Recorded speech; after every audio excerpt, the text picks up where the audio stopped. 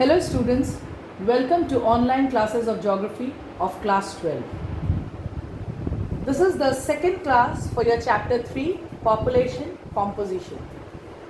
The topics that I'm going to discuss today is number 1, rural urban composition, number 2, factors affecting literacy rate, number 3, literacy as an indicator, and lastly the occupational structure.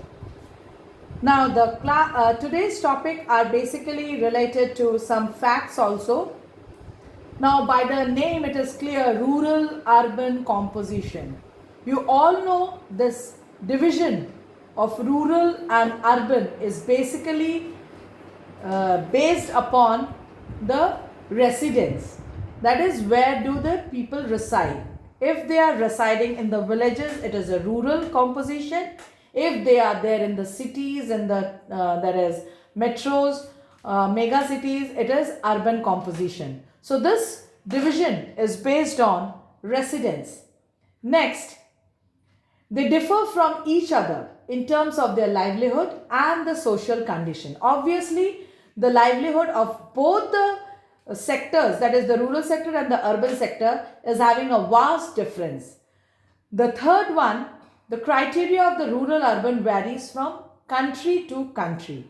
Now, if we see our country, it is having much more population of rural composition, and if we see countries of Western world, there the urban composition of population is more. So it varies from country to country.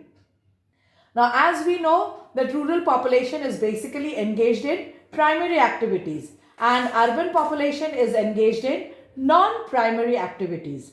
Now, what are these primary activities? Agriculture, mining, fishing, lumbering, all that is depending upon the direct to the nature, that is primary activities. And when we start doing the transformation of all these things, when we start the production of all these things, when we start distributing, when we that is develop much more better facilities to develop the quality, the research work, those are considered as a non-primary activities.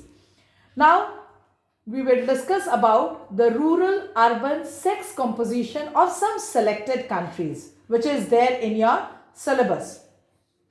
Now, in Western European countries like Finland and in Canada, the sex composition is just opposite of African and Asian country.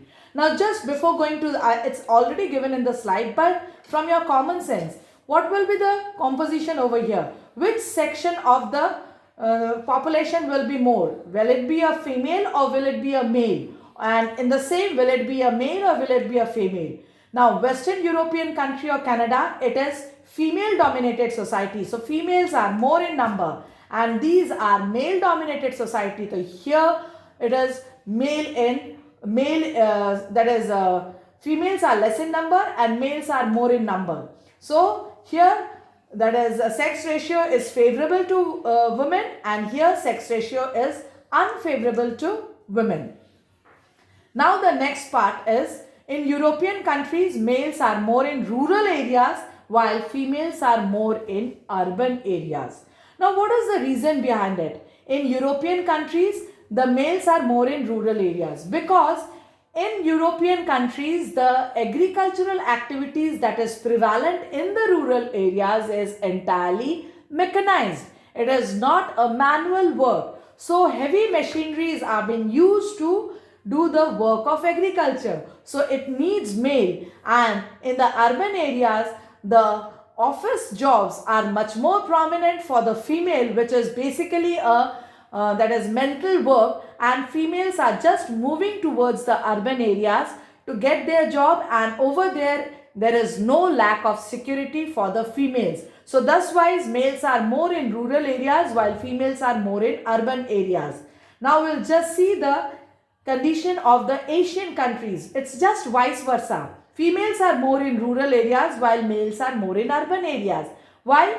Because in rural areas, the work is basically done manually. It is not mechanized, and they have to look after a large family and their household work. And urban areas, the males are migrating for searching of their livelihood, and there the security is not there for the females. So thus why the males are more in the urban areas in Asian and African countries.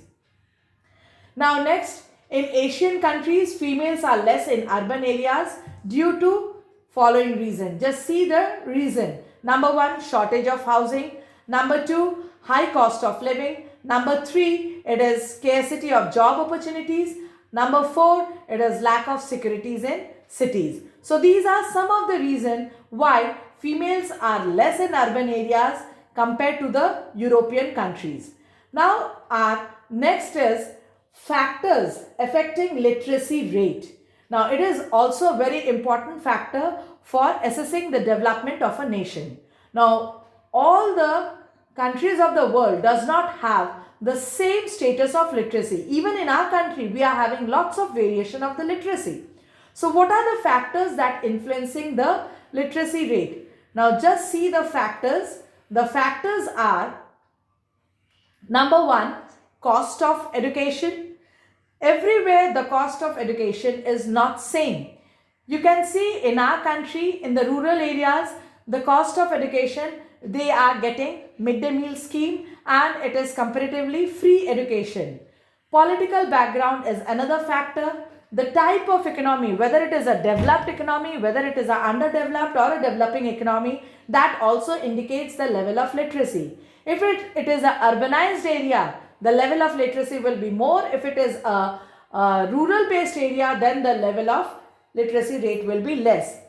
And prejudices against female education, especially in country like India, the female education is comparatively at a lower rate. Why? Because they are there to look after the household work, and the male section is basically getting the privilege for the education. Because of some of these prejudices, the female education is lagging in some countries like that of Asian countries. So these are some of the factors that continuously affecting the rate of literacy. Now next comes the indicator. Literacy acts as an indicator to assess the level of development. Now how is it so? If it is a highly literate country, then it is having a good rate of socio-economic development. If I am giving an example from our country, if we see two states which is totally opposite in that is level of development, one is Bihar and one is Kerala. So the indicator of literacy has given the best example. Kerala is nearly having 100% of literacy. So it is one of the developed state of our country compared to Bihar, which is having very low level of literacy. Next, it also reveals the standard of living. Next point, it assesses the social status of females. The status of female will be at a parity with the male if it is having a high rate of literacy, and if it is not, then their social status will be lag behind or it will be low. And then comes, it informs about the availability of educational facilities. If literacy level is high, that means advanced level of educational facilities are there, and if literacy level is low, then only the primary base of literacy, that is educational facilities, are being provided. It also tells about the policies of the government. Now that to make the country more literate, Indian government has taken a step of midday meal scheme for the free education policy. So it also tells about the policies of the government. And lastly, the level of economic development is basically cause and consequences of literacy. If the economic development is there, then it is obviously literacy is a cause of economic development, as well as it also reveals to the result of economic development. So this is the topic. Next topic is related to the occupational structure. Now people, those who are engaged in different types of activities to earn their livelihood, is basically termed as occupational structure. The working population are engaged in various types of occupation such as agriculture, forestry, manufacturing, transport, services, etc. So from this we can find out what are the types of occupation. Primary, this is also primary, secondary, this is tertiary, and there is one more. When anybody is dealing up with the research work, I am naming one renowned person to be very much to be a renowned person of our country, which we should feel proud of it, for whom we are feeling proud of it, that is Professor Nobel laureate Professor Amartya Sen. When his policy is there and the entire world is following his economic policy, then those people who are engaged in such type of research work, they comes under the last lap of the economic activity, that is quaternary activity. So the four types of occupation are: number one, primary, which is agriculture, forestry, fishing, mining. Next, secondary, manufacturing, construction. Third is tertiary, transport and communication services. Fourth, quaternary, that is related to the research and development of the ideas. Now, developed countries obviously will show more job opportunities in secondary, tertiary and quaternary sectors, and developing countries show more job opportunities in primary sector. What is the reason behind it? Basically, the previous topic that I discussed, here the rate of literacy level is comparatively low than that of these developed countries. So thus wise, here the primary level is there and here the rest of the other sectors are more. Now, I have given one question by showing a bar graph. On the basis of this graph, you just answer the following question. Just see the graph. It is a graph showing the rural-urban sex composition. Now you have to just follow the graph and you have to answer the three questions, because sometimes at the during boards the question comes from in this order. The graph will be given and you have to follow the graph and answer the question. So you have to just see the countries that is given over here and you have to name the country having the highest urban sex ratio. State one reason for female outnumber male in urban areas. I have already explained. And why do in African and Asian countries female outnumbers male in rural areas? So just answer these questions by following this graph.